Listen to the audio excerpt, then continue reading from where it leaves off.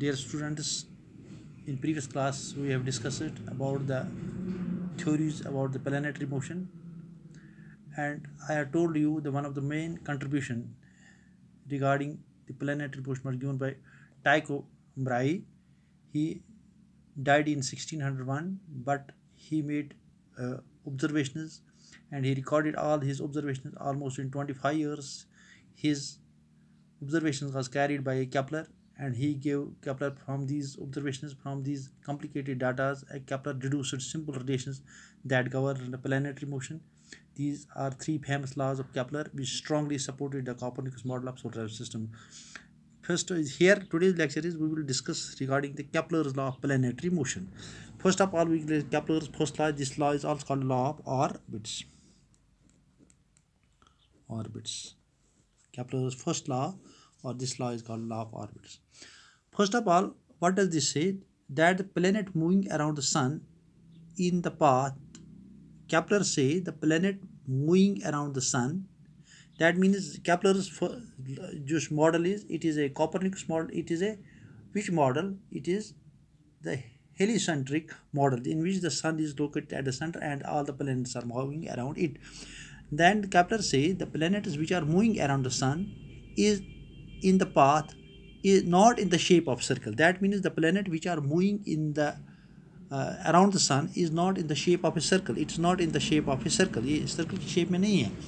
It is in the shape of ellipse. It is in the shape of a ellipse. Ellipse क्या होता है? Ellipse आप में simple है. Ellipse in the shape of egg. Suppose अगर कोई egg है, it is in the shape of ellipse. That means ये circular shape में नहीं है. ये it is in the shape of an ellipse. Okay. If you look towards the ellipse, if you look towards the egg, it has two axes. One is called minor here. If I draw here, this is called major axis here. This is called minor axis. इसको हम minor axis कहते हैं. Minor axis. इसको हम कहते हैं major axis. These are three: minor axis and major axis. Okay. He says there are, suppose there are minor axis and major axis. To यहाँ पे it is having two foci or forks. In major axis there are 2 points here. These 2 points are called foci or forks. Suppose point 1 and point 2. These are called point 1 and point 2. These are called forks or foci. These are 2 axes here. On major axis there are 2 points called forks and foci. That means जो में ellipse है, it is having 2 axes. One is called major axis and one is called minor axis. There are 2 points lying on the major axis called foci or focus. Suppose if a planet is here, suppose I am giving it, the planet is here. Here if we take here one axis join with the shape of planet here, and this, suppose this length is r1, this radius vector is r1. If I join here, suppose this is r2, then it becomes the distance of a planet from focus 1 is r1, this is r2. We can say r1 plus r2 is equal, it will give some value. Now suppose the planet is lying here. Suppose this becomes then r1 and this becomes r2. I hope you are getting my, this becomes then r1, this becomes then r2. We are getting r1 plus r2. Suppose planet is lying here on this becomes r1, this becomes r2, r1 r2, r1 plus r2. If we add r1 plus r2, it gives always a constant value. Suppose अगर इसका value 10 है, इसका भी value 10 होगा, इसका भी value 10 है. That means it gives, if we take such points and draw the path of them, if in geometry, if we take such points and suppose it is a combination of ellipse is the combination of points, if we take such points and draw the path of them, the shape of this path is called ellipse in geometry. That means orbit of a planet around sun is ellipse. That means the planets are moving not in a circular path, they are moving in a elliptical path. I hope you have got it. And he told also the sun is either of its sun, the shape of sun, the sun is lying either of its focus, that means either one at, or you can take the shape of sun at point 1 or point 2. That means if I draw here again in this ellipse, this is the major axis, this is the minor axis here. Suppose these are 2 points, these are called foci or focus. Suppose sun is lying here, it may be here also, it may be here also. Okay, I hope you, that means this is the point P which is lying closer to the sun, and this is the point which is lying away from the sun. This is the position of a planet which is lying closer to the sun, and this is the position of a planet which is lying away from the sun. If the position of sun is here, it may be here or it may be here. If the position of sun is here, then it becomes closer, it becomes far. The point which is the point P and A of the orbit are called perihelions and epihelions, that respectively the closest, and this is called PERA, perihelion, or is called epihelion.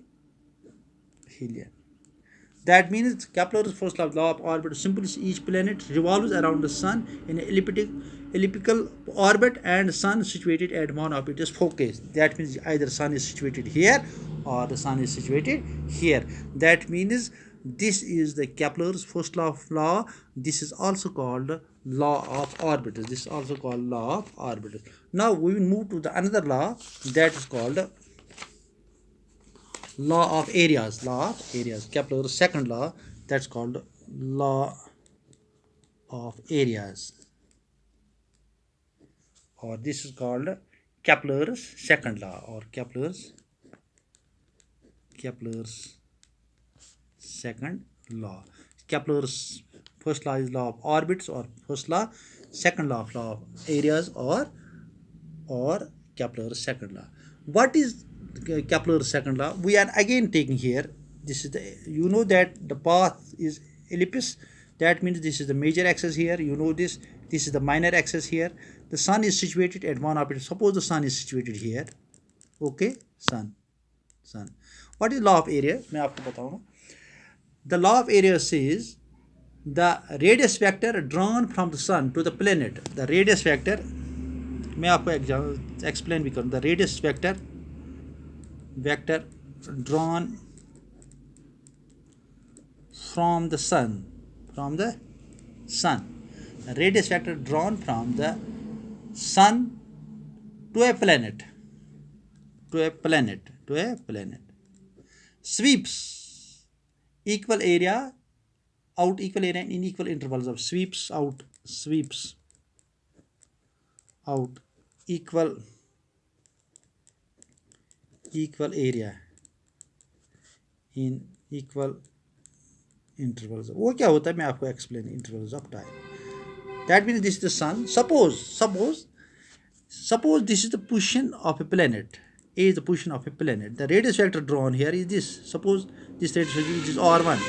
Suppose after one day its position changes here. It is the position B. That means it was the position of a planet. We are drawing here the radius vector, and after one day its position is here. This is the area swept by a planet in one day.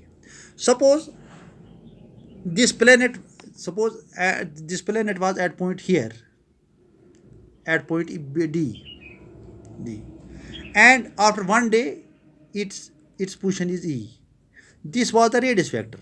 Suppose since this length is smaller, this is R2. Okay, this R2 radius vector, and this is the position of a planet after one day. This is the area swept by a planet in one day. Suppose this is sun, suppose this is O. ये कहता है law of areas, कहता है area of A O B is equal to area of D O E. ये कहता है.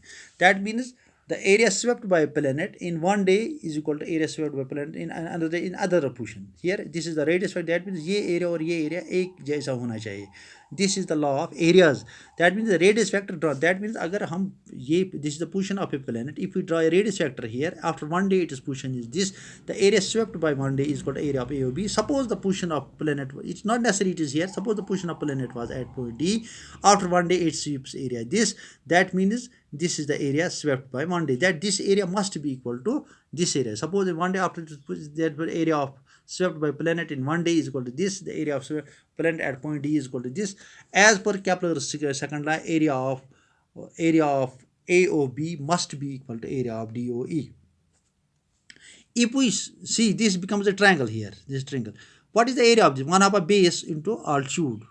Suppose here it is it is the velocity here. If you planet move, it is the velocity. Suppose it is v1 is the velocity of the planet here, and v2 is the velocity of the planet here. 1 half a base, 1 half a base.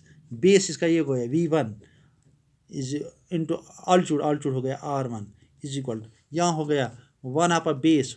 Velocity हो गई v2 and radius हो गया r2. 1 half and 1 half cancel. We can say v1 r1 is equal to v2 r2. I hope you are getting your v1 divided by v2 is equal to r2 divided by r1. That means this velocity v1 is inversely proportional to radius r1. This velocity v2 is inversely proportional to radius r2, which implies v is inversely proportional to 1 by r. What does this indicate?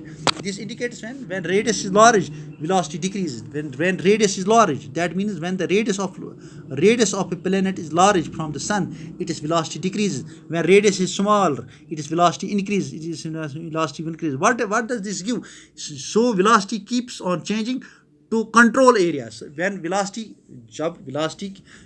keep on changing. Why velocity keep on changing? Because it controls area. That is why it sweeps equal area in equal intervals of time. This is the Kepler's second law of motion. You have seen it that v is inversely proportional to r. That means when the radius is large, here radius is large, it becomes velocity becomes slow, so that it becomes slow. So that when it becomes slow, it's so that it when its velocity becomes slow, it can swept this area.